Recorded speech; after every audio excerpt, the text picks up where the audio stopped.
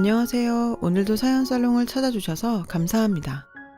부산에 살고 있는 새댁이에요. 우리 부부는 결혼한 지는 얼마 안 됐지만 자주 2세 계획에 대한 얘기를 나눠요. 둘 다 아이를 좋아해서 둘 이상은 낳을 생각이죠. 저는 유치원 교사 일을 하고 있어요. 아이를 좋아해서 시작한 일이지만 솔직히 아이 돌보는 일이 힘들기는 해요. 그래도 아이들의 웃는 모습을 보면 피로가 싹 사라져요. 이런 거 보면 유치원 교사 일이 제 천직이긴 한가 봐요. 유치원에서 일을 하다 보면 아이들은 물론 학부모들도 많이 만나게 돼요. 가끔은 뭐 이런 부모가 다 있나 싶은 학부모도 만나게 되고요. 제가 사연을 보내게 된 것도 바로 그런 학부모에 대한 얘기를 하기 위해서예요. 어떻게 보면 제 인생에서 가장 충격적인 일이기도 했거든요. 제가 유치원 교사를 꿈꾸게 된 건 고등학교 2학년 때부터였어요. 그때까지만 해도 저는 꿈도 없었고 수능 점수에 맞는 대학에 원서나 넣자는 심정으로 살고 있었어요. 그러던 어느 날 학교에서 직업체험 행사에 참여하게 되었어요. 저희 학년 전체가 의무적으로 참여해야 하는 행사였죠. 학교와 연계한 장소 중 하나를 골라서 그곳에서 하루 동안 그 직업을 체험해보는 행사였어요. 선착순 신청이었는데 제가 늦게 가는 바람에 남은 자리에 신청을 해야 했죠. 저희 집에서 가장 가까운 곳이 어딘가 봤더니 유치원이더라고요. 그래서 유치원으로 가기로 했죠. 행사 당일 저는 그 유치원으로 향했어요. 1일 교사 체험을 하게 된 거죠. 가서 원장 선생님과 인사를 나누고 어떤 일을 할지 안내를 받았어요. 저 포함 5명 정도가 있었고 저는 그중 1명과 4살 반에 배정되었어요. 가장 어린 아이들의 반이었죠. 처음에는 우는 아이들을 보고 어떻게 해야 할지 몰라 당황스럽고 난처했지만 시간이 지날수록 아기들이 너무 예뻐서 그런 걱정이 싹 사라져버렸어요. 눈웃음을 지으며 어눌한 말투로 쫑알대는 모습이 어찌나 귀엽던지. 그리고 결정적으로 제가 유치원 선생이 돼야겠다고 생각한 계기가 있어요. 아이들 낮잠 시간이었는데 한 여자아이가 내내 칭얼대면서 엄마를 찾으며 잠도 안 자서 선생님들이 난감해하던 차였죠. 세희 학생, 내가 팔이 지금 너무 아파서 그러는데 잠깐만 이 아이 좀 안아줄 수 있어요? 하고 그 아이를 제게 넘기셨어요. 저는 얼떨결에 아이를 받았어요. 그리고 나름 아기 등도 토닥거리고 작게 자장가도 흥얼거려 주었죠. 그런데 아이가 서서히 울음을 그치더니 갑자기 두 팔을 들어선 제 목을 꽉 끌어안지 뭐예요. 그리고 얼마 지나지 않아 스르르 잠이 들어버렸어요. 자면서도 제 목을 잡은 팔을 풀지 않았죠.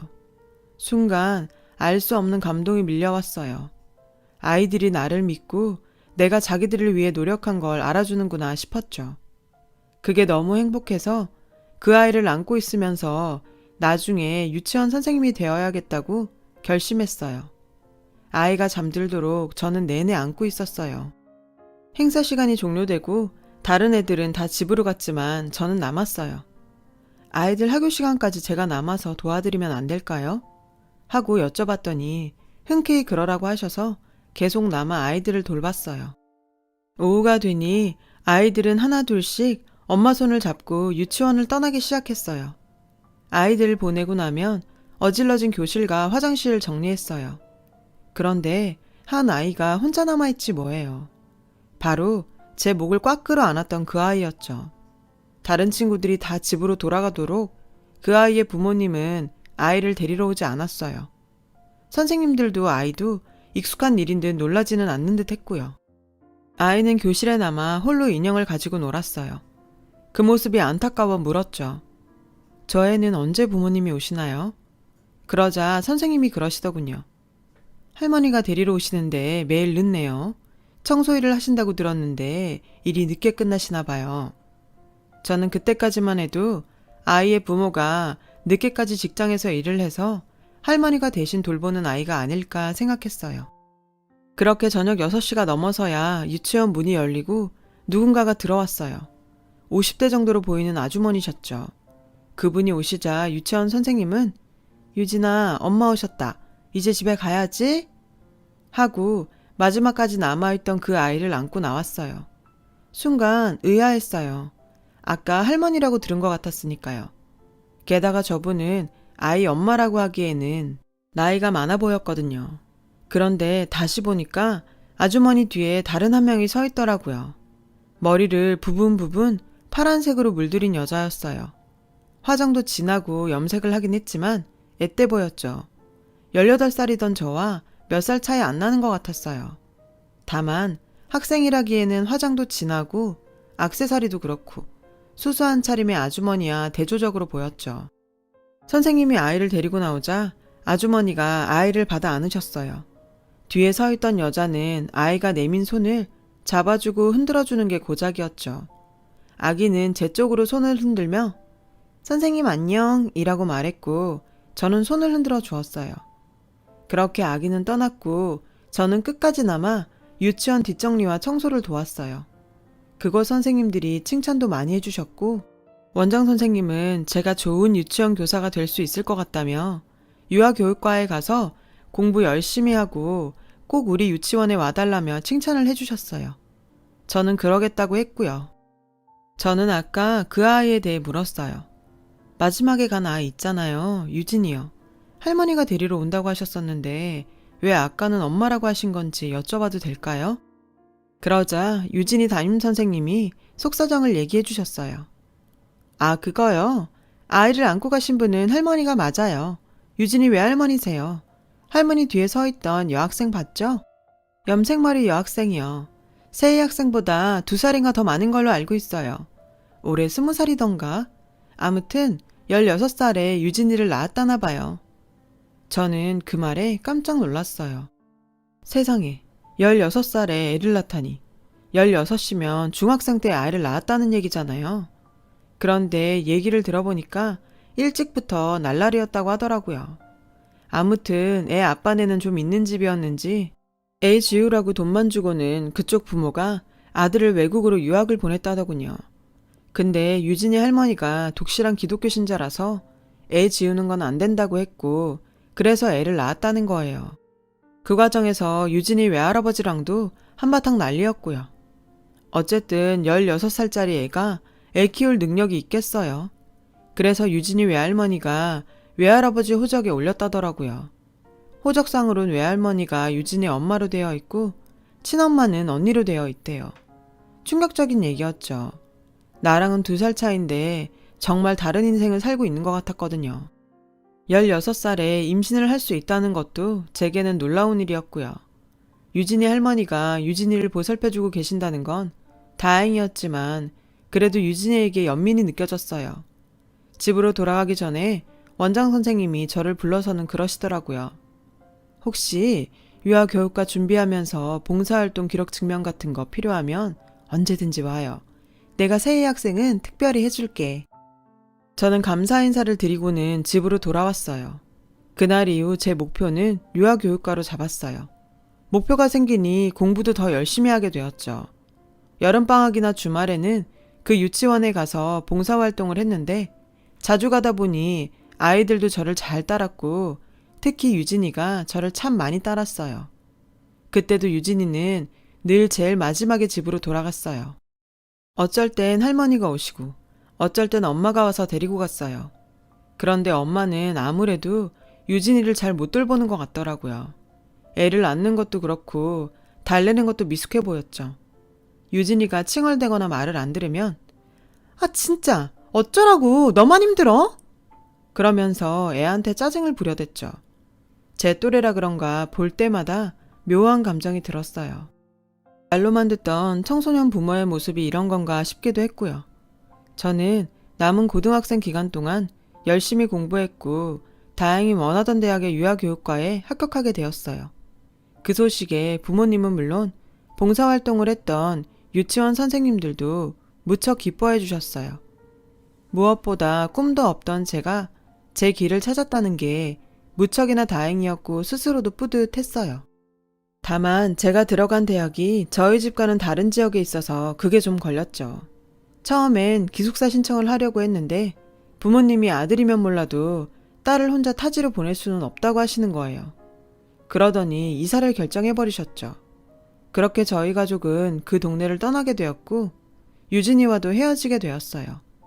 유진이가 부디 티 없이 밝게 자라기를 바랄 뿐이었어요. 대학생이 되어서도 열심히 공부했어요. 아이들을 돌보는 건 실전이 중요한데 이론책만으로 공부하려니 현실과 괴리가 느껴지더라고요. 그래도 현장에 투입되기 위해선 이론을 공부해야 했죠. 3학년이 되자 현장 실습을 하게 되었는데 아무래도 고등학교 때 봉사활동을 한 게 많이 도움이 되었죠. 어느덧 시간이 흘러 저는 졸업을 하게 되었고 여러 군데 이력서를 넣은 끝에 정식으로 유치원 교사가 되었어요. 막상 유치원 교사로 현장에 투입돼 보니 봉사활동 개념으로 하던 것과는 천지 차이더라고요. 훨씬 힘들고 바쁘고 신경 써야 할 일도 많았어요. 아이들도 일일이 챙겨야 하고 무엇보다 학부모님과의 소통이 중요했죠. 우리를 믿고 아이를 맡기는 거였기에 신뢰를 쌓는 게 무엇보다 중요했거든요. 그렇다 보니 손이 가는 곳이 한둘이 아니었어요. 받는 급여에 비해 노동량도 많고 노동 시간도 길었죠. 그래도 아이들을 보면 그나마 피로가 풀리고 이 일을 하길 잘했다는 생각이 절로 들었어요. 부모님은 딸이 유치원 교사라고 했더니 주위에서 중매서겠다는 분들이 많다며 좋아하셨어요. 그러면서 은근히 저를 자랑스러워 하시더라고요. 제가 취직하고 얼마 뒤 저희 집엔 좋은 소식이 들렸어요. 오빠가 그렇게 바라던 승진을 했거든요. 오빠는 저보다 7살이 많아요.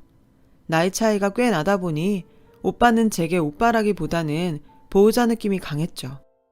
오빠가 승진하던 날 엄마는 푸짐한 저녁상을 준비하셨어요.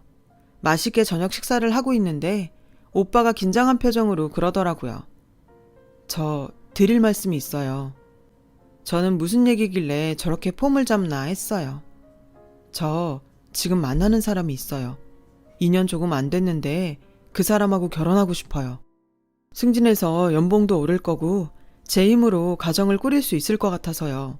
사실 승진 발표 나면 말씀드리려고 기다리고 있었거든요. 오빠한테 여자가 있는 줄도 몰랐는데 갑자기 결혼이라니 저와 부모님은 어리둥절했어요. 하지만 생각해보면 결혼할 나이도 됐고 벌이도 확실하겠다 못할 것도 없었죠. 처음엔 당황했던 부모님은 이내 잘 됐다고 좋아하셨어요. 안 그래도 오빠 혼처를 알아보시던 엄마는 특히나 더 그랬죠. 그런데 왠지 오빠 표정이 밝지만은 않더라고요. 그런데 미리 말씀드려야 할 게 있어요. 제가 만나는 사람 부모님이 안 계세요. 어릴 때 돌아가셔서 할머니 손에서 자랐대요. 그래도 사람이 참 착해요. 화장품 숍에서 일하고 있는데 능력도 있고 성실해요. 편견 없이 봐주셨으면 좋겠어요. 평소 저희 부모님 집안을 따지거나 하는 분들은 아니세요. 사람 됨됨이를 먼저 따지는 분들이죠. 그래서 고아라는 말을 들으셨을 때도 못마땅한 기색 같은 건 없었어요. 오히려 미리 말해줘서 고맙다고 하셨죠. 그건 저도 마찬가지였고요. 일주일 뒤 오빠한테 전화가 왔어요. 이번 주 금요일에 인사드리러 온다고요. 그날이 되자 엄마는 상다리가 부러지게 음식 장만을 하셨고 다들 떨리는 기분으로 예비 새언니를 기다렸어요. 마침내 만나게 된 예비 새언니는 검은 생머리에 여성스러운 사람이었어요. 엄마는 그런 언니가 마음에 들었는지 어디서 이런 참한 아가씨를 데려왔냐며 좋아하셨죠. 그런데 저는 왠지 기분이 이상했어요. 왠지 낯설지가 않았거든요. 어디서 봤는지 기억은 안 나는데 분명 아는 얼굴이었죠. 찝찝하긴 했지만 별일 있겠나 싶어서 내색은 않았어요.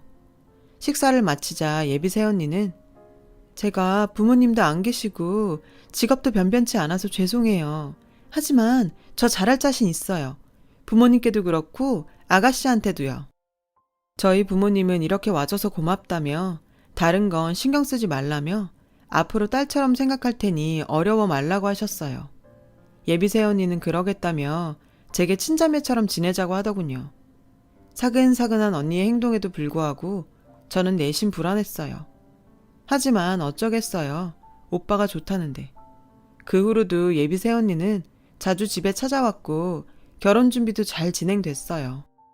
언니는 과하다 싶을 정도로 저희 부모님께 잘했는데 저는 그런 모습이 가끔 당황스럽기도 했어요. 그럴 때마다 엄마는 제게 사람 싹싹하고 좋은데 왜 트집이냐고 핀잔을 주셨죠. 그렇게 오빠의 결혼 날짜는 하루하루 다가왔고 이대로 간다면 앞으로 행복하게 사는 일만 남은 것 같았어요. 그러던 어느 날이었죠. 퇴근 준비를 하는데 언니한테 문자가 온 거예요. 집 근처로 갈 테니 만나서 같이 저녁을 먹자더군요. 저는 알겠다고 답장을 보내고는 집으로 향했어요. 집에 거의 다 왔을까? 저희 집 근처에서 시끄러운 소리가 들리더라고요. 보니까 누가 통화를 하고 있더라고요. 무슨 통화를 저렇게 시끄럽게 하나 싶어 다가가 보니 예비 새언니더라고요. 그런데 그 모습은 제가 평소 봐왔던 모습이 아니었어요. 아, 나도 내 인생 좀 살자고. 언제까지 내가 그래야 돼? 어차피 호적도 아빠 아래로 돼 있는데 낳으라고 한 게 누군데 근데 왜 이제 와서 내 발목을 잡아? 그때였죠. 제 귀를 때리는 한마디가 들린 건. 엄마만 힘들어? 그 말에 불현듯 떠올랐어요. 7년 전 고등학생 때 봉사활동을 했던 유치원에서의 일이요. 유진이. 맞아요. 예비 새언니는 유진이를 서툴게 안고 있던 유진이 친엄마였어요. 생각이 거기까지 이르자 가만히 있을 수가 없었어요. 다가가 예비 새언니 손에서 핸드폰을 휙 뺏었어요. 제 행동에 예비 새언니는 놀라서 아무 말도 못하고 멍하니 보기만 했죠. 저는 전화기에 대고 물었어요.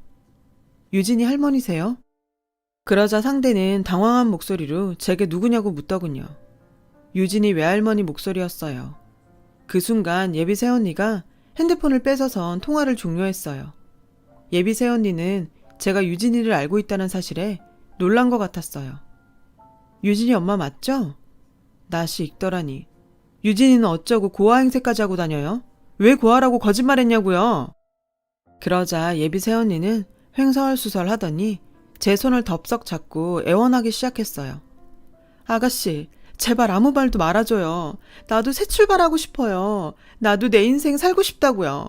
그러니까 제발 오빠랑 결혼할 수 있게 도와줘요. 네? 어이가 없었어요. 고아 행세까지 하는 것도 모자라 애까지 버리고 새 출발을 하겠다니. 이게 말이 되냐고요. 새 출발이요? 누구 맘대로 나 혼자 잘 살겠다고 부모도 버리고 제 자식도 버리는 인간이 무슨 새 출발.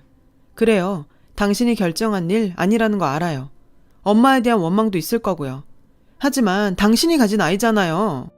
당신 같은 상황이라고 모두 다 당신같이 살진 않아. 우리 오빠한테 시집 올 거였으면 사실대로 얘기는 했어야죠.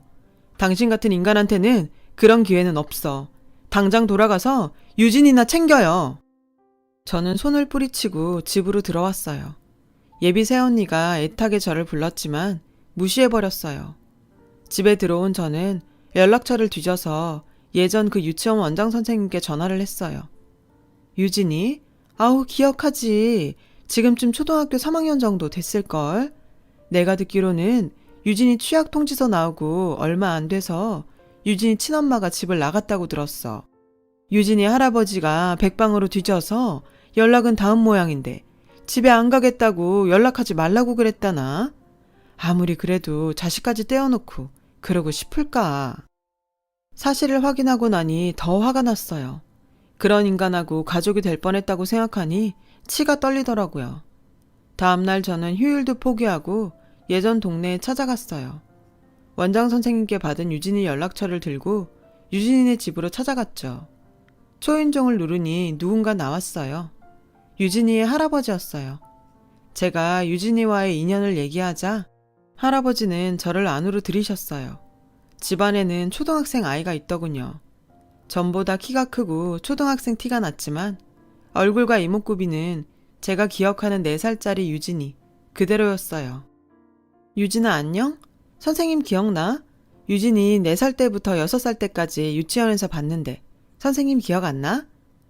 유진이는 잠시 생각을 하더니 이내 세희 선생님 하고 소리쳤어요. 다행히 유진이는 저를 기억하더라고요. 저는 기특한 유진이를 와락 안아주었죠. 잠시 뒤 유진이 할머니가 집에 오셨고 저는 할머니와 얘기를 나누었어요. 제가 전후 사정을 말씀드리자 할머니는 한숨을 푹푹 쉬시며 얘기를 시작했죠. 그게 집 나가서 어떻게 사나 했는데 부모랑 자식까지 버리고 새 출발하려고 했구만. 모든 게 바쁘다는 핑계로 걔를 내버려도 내 잘못이에요. 아가씨 가족한테는 정말 미안해요. 할아버지께서는 딸이 당신 전화는 받지도 않는다며 딸이 있는 곳을 알려달라고 하셨어요. 그렇게 저는 할아버지와 함께 집을 나섰어요. 그리고는 오빠한테 연락해 회사 앞으로 할아버지를 모시고 갔어요. 회사 앞 카페에서 할아버지와 함께 기다리고 있는데 유리창 너머로 오빠가 오는 게 보였어요. 유진이 엄마도 함께요. 오빠는 저를 발견하곤 다가왔어요. 뒤따라오던 유진이 엄마는 제 옆에 있는 자기 아빠를 보고는 얼음이 되었어요. 네가 네 인생 살고 싶은 건 이해한다만 그렇다고 지 자식도 버리고 살아있는 부모를 세상에 없는 사람 만들 줄은 몰랐다. 네가 그러고도 사람이냐? 그 말에 얼굴이 하얗게 질린 예비새 언니는 할아버지를 끌고 밖으로 나갔어요. 유리창 너머로 두 사람이 말다툼을 하는 게 보이더군요. 그 사이 저는 오빠한테 지금까지의 일을 모조리 얘기했고 차분하게 얘기를 듣던 오빠는 충격을 받았는지 두 손으로 얼굴을 감쌌죠. 그 모습을 보니 괜히 잘 살 사람 인생 망친 거 아닌가 싶어 미안하기도 했지만 그래도 나중에 알고 충격받는 것보단 낫다 싶었어요. 그때였어요. 할아버지를 억지로 택시에 태워보낸 예비새 언니는 표정을 싹 바꾸곤 안으로 들어왔어요. 오빠, 내가 다 설명할게. 아가씨, 뭔가 오해를 한 것 같은데 유진이 내 애 아니야. 정말이야. 부모 얼굴에 먹칠하는 것 같아서 그동안 숨기고 있었는데 유진인 아빠가 밖에서 나온 자식이야. 그 일 알고 난 집을 나온 거고. 아가씨가 나에 대해 오해하고 있는 거 아는데요. 그래도 내 말은 들어봤어야죠. 나 정말 억울해. 아빠가 인생 잘못 산 것 때문에 왜 내가 고통을 당해야 하냐고. 나 정말 행복해지고 싶어.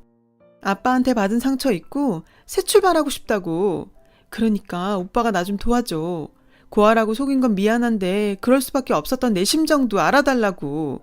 오빠, 제발 나 좀 도와줘. 응? 기가 막히더군요.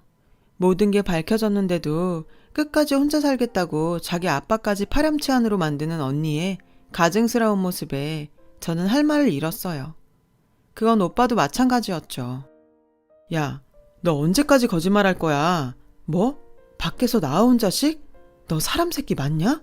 인간 맞냐고. 너 하나 잘 되자고 도대체 몇 사람을 시궁창에 쳐넣는 거야.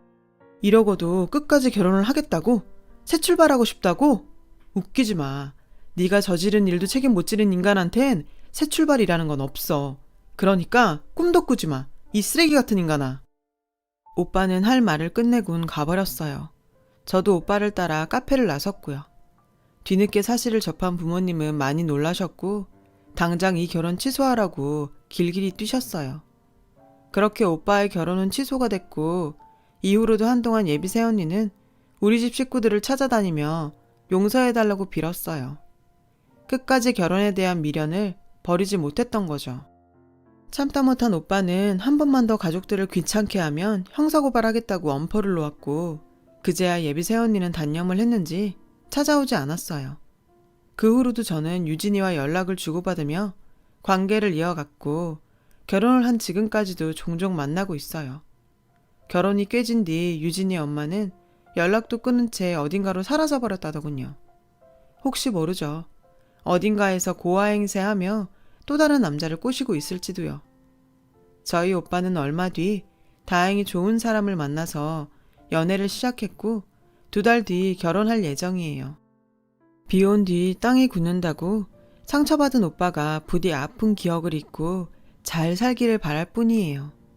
사람이 이기적으로 살지 않으려면 책임감도 꼭 필요하다는 걸 알게 되었습니다. 지금까지 제 사연을 들어주셔서 감사드려요. 제 사연을 들어주신 분들께 항상 좋은 일들만 있길 바랍니다. 여러분, 사연 댓글에 응원과 현명한 조언 부탁드려요.